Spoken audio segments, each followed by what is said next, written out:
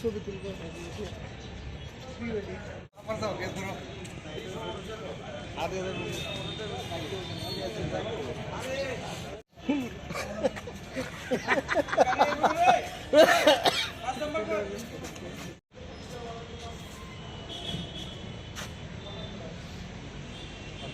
দুইটা বাইক সহ আমরা তারা আদালতে প্রডিউস করতেছি, এবং আরো কিছু চোর আছে যারা তারা নাম টাম বাই করে দুইটা বাইক চুর ধরে হয়েছিল। এই তো গত সপ্তাহে হারানো গেছিল, আরো কিছু আছে যেগুলি আমরা তাদেরকে ইন্টারোগেশনের মাধ্যমে বের করবো। কবে নাগাদ ধরছেন?